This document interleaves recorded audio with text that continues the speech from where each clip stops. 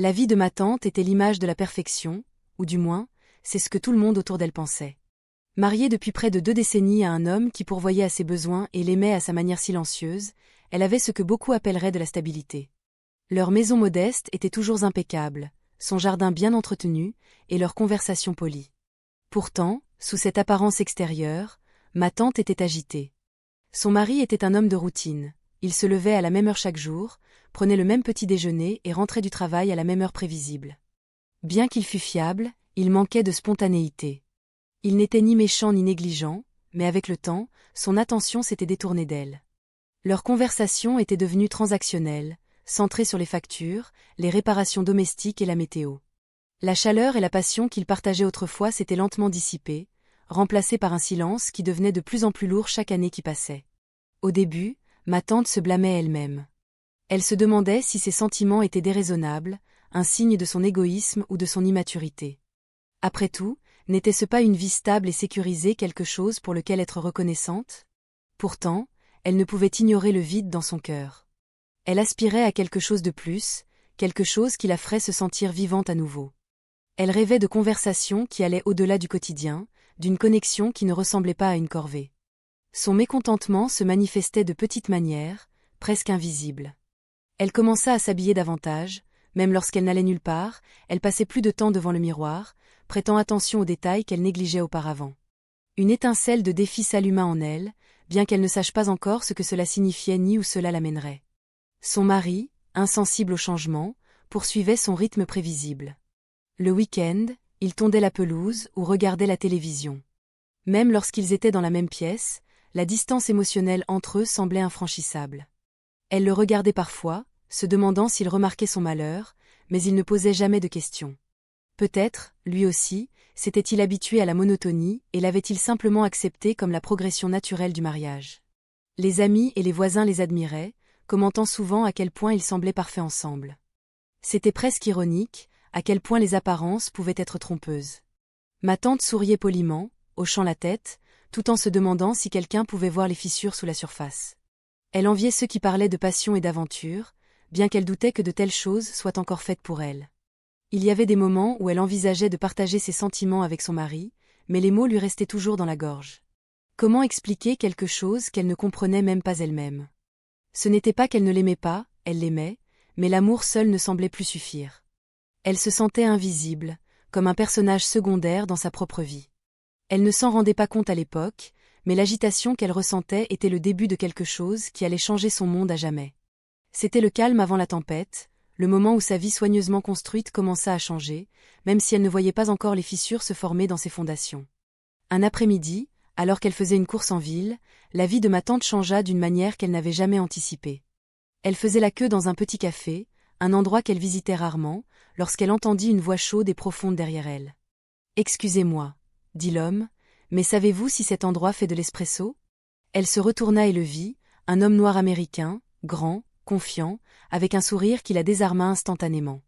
Elle bafouilla quelque chose à propos du menu et s'écarta, gênée par sa réaction. Il y avait quelque chose de magnétique chez lui, quelque chose qu'elle ne pouvait pas vraiment définir. Elle paya rapidement pour son café et sortit, mais avant qu'elle ne parte, il s'approcha à nouveau d'elle. « Merci pour l'aide tout à l'heure, » dit-il, tenant sa boisson avec un sourire. « Je suis nouveau en ville et j'apprécie vraiment votre aide. » La conversation fut brève, mais la laissa toute confuse. Il se présenta simplement, expliquant qu'il venait d'emménager dans le coin pour le travail. Son charme était sans effort, et son attitude dégageait une confiance et une chaleur qui lui étaient à la fois familières et intrigantes.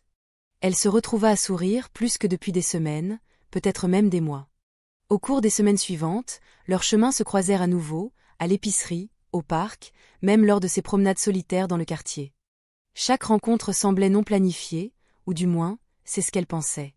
Ils échangèrent d'abord des politesses, mais peu à peu, leurs conversations devinrent plus longues et plus personnelles. Il lui demanda ce qui l'intéressait, sa vie, et ce qui la rendait heureuse. Ces questions, elle ne les avait pas entendues depuis des années.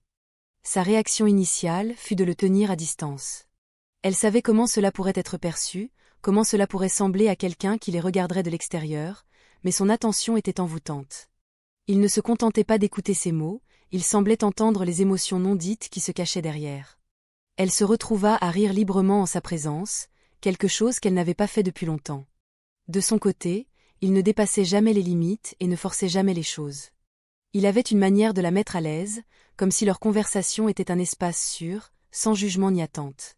C'était un contraste frappant avec les échanges mécaniques et sans chaleur qu'elle partageait avec son mari. Un jour, il lui dit qu'il admirait son intelligence et son esprit. Elle rougit, ne s'attendant pas à de tels compliments.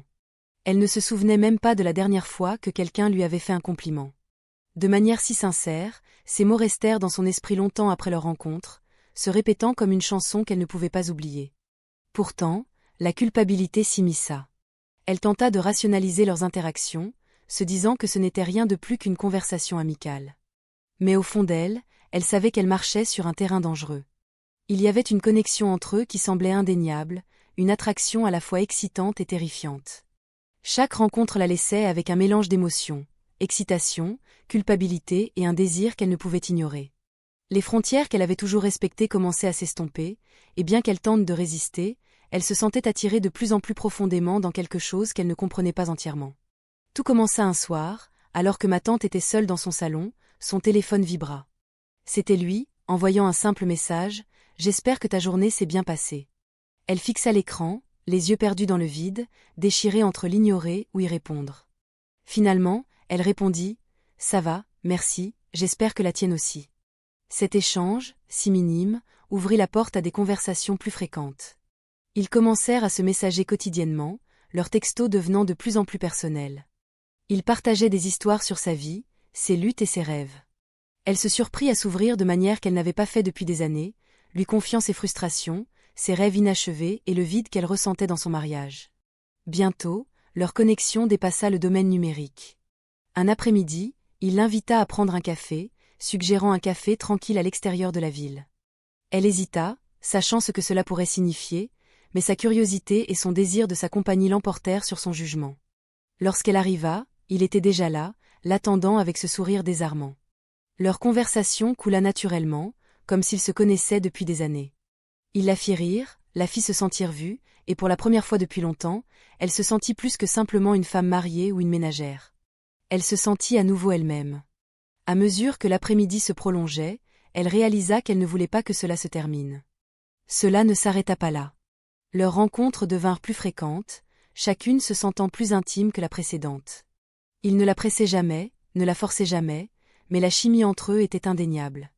Elle commença à désirer sa présence, la façon dont il la regardait, la façon dont il la faisait se sentir vivante. La première fois qu'ils franchirent la ligne, c'était à la fois inévitable et accablant. Elle avait passé tellement de temps à nier ses propres besoins que l'intensité du moment la laissa sans souffle. Il était doux, attentionné, et tout ce qu'elle n'avait pas réalisé qu'elle manquait. Mais dès que c'était fini, la culpabilité l'envahit comme une vague dévastatrice. Elle savait que ce qu'elle avait fait était mal, qu'elle avait trahi, mais elle ne pouvait s'empêcher de ne pas regretter totalement. Ils continuèrent leur aventure en secret, se rencontrant chaque fois qu'ils le pouvaient, partageant des moments qui semblaient voler à une autre vie. Il réveilla en elle une facette qu'elle pensait avoir perdue, une version d'elle-même, ludique, passionnée et confiante. Elle commença à voir le monde différemment, remarquant les couleurs et les détails qu'elle avait ignorés dans sa routine quotidienne. Mais la double vie commença à peser sur elle. Elle retournait chez son mari, le cœur lourd du poids de ses actes. Chaque mot gentil de sa part, chaque petit geste semblait être un rappel de la confiance qu'elle était en train de briser. Pourtant, l'attraction vers l'autre homme était trop forte pour qu'elle puisse y résister. Elle se disait que ça ne durerait pas, que ce n'était qu'une phase, une échappatoire temporaire, mais chaque jour qui passait, ses sentiments pour lui se renforçaient. Elle se surprenait à rêver d'une vie où elle n'aurait pas à se cacher, où elle pourrait être avec lui ouvertement. C'était un fantasme dangereux, qui floutait les frontières entre réalité et désir, la laissant plus conflictuelle que jamais. Les fissures dans sa façade soigneusement construite commencèrent à apparaître. Un soir, son mari lui demanda pourquoi elle semblait distraite ces derniers temps. La question la prit de court, et son excuse marmonnée ne le satisfit pas. Il ne posa pas de questions supplémentaires, mais elle sentait son malaise grandissant. Il n'était plus qu'une question de temps avant que l'équilibre qu'elle tentait de maintenir ne s'effondre. L'effondrement commença lorsqu'elle laissa accidentellement son téléphone sur le comptoir de la cuisine. Un message de lui s'afficha à l'écran, inoffensif dans ses mots, mais intime dans son ton. La familiarité, son mari l'avait vue avant qu'elle ne puisse intervenir, son visage se tendit et le silence entre eux devint suffocant. Il ne l'affronta pas immédiatement, mais l'atmosphère dans la maison changea. Cette nuit-là, elle resta éveillée, luttant avec la réalité de ce qu'elle avait fait. La culpabilité qu'elle avait essayé de réprimer la consumait désormais. Elle pensa au choix qui l'avait menée à ce point, aux mensonges qu'elle avait dits et à la confiance qu'elle avait brisée. Son mari, aveugle si longtemps, n'était plus indifférent à la distance entre eux. L'affrontement arriva 2 jours plus tard. Il la trouva dans le salon, la voix tremblante lorsqu'il demanda « Y a-t-il quelqu'un d'autre ?» Elle vit la douleur dans ses yeux, la trahison gravée sur son visage. Pendant un moment, elle pensa à nier, à s'accrocher au voile mince de secret qui restait, mais le poids de ses actions était trop lourd à supporter. Elle hocha la tête, incapable de soutenir son regard. Ce qui suivit fut une tempête d'émotions, colère, incrédulité, tristesse. Il exigea des réponses, et elle peina à trouver les mots. Comment expliquer le vide qu'elle ressentait, la façon dont sa vie avait perdu son sens et comment un autre homme l'avait fait se sentir vivante à nouveau. Chaque explication semblait vide, chaque excuse insuffisante. Les conséquences ne se limitaient pas à son mariage. L'histoire de l'infidélité se répandit dans leur petite communauté, murmurée à voix basse et accompagnée de regards entendus. Les amis s'éloignèrent, et les membres de la famille exprimèrent leur déception. L'image de sa vie parfaite fut brisée, remplacée par une réalité qu'elle n'était pas prête à affronter. Quant à l'autre homme, leur relation ne survécut pas au chaos. Il tenait à elle, mais la pression de leur situation et la culpabilité qu'elle portait furent trop lourdes. Ils se séparèrent silencieusement, sachant tous les deux que leur connexion, aussi profonde fût-elle, ne pouvait résister aux dégâts qu'elle avait causés. Après coup, ma tante dut ramasser les morceaux de sa vie. Elle et son mari se séparèrent, mais pas sans longues et douloureuses conversations sur ce qui avait mal tourné. Elle ne le blâmait pas entièrement, reconnaissant son propre rôle dans la rupture de leur mariage. Mais elle ne pouvait non plus nier la vérité. Elle avait cherché quelque chose qu'il ne pouvait lui donner, quelque chose qu'elle n'avait même pas totalement compris avant qu'il ne soit trop tard. Des mois plus tard, en réfléchissant à tout ce qui s'était passé, elle ressentait un mélange de regret et de clarté. L'infidélité lui avait coûté cher, son mariage, sa réputation et la confiance de ceux qui lui étaient proches. Mais elle l'avait aussi forcée à confronter les parties d'elle-même qu'elle avait longtemps ignorées. Elle réalisa que le vide qu'elle ressentait n'était pas quelque chose qu'une autre personne pouvait combler. C'était quelque chose qu'elle devait traiter en elle-même. Bien que le chemin à suivre fût incertain, elle jura de vivre avec plus d'honnêteté, d'affronter ses sentiments au lieu de les enterrer et de chercher l'épanouissement de manière qui ne nuirait pas aux autres. Cette expérience avait laissé des cicatrices, mais elle lui avait aussi enseigné des leçons qu'elle porterait pour le reste de sa vie.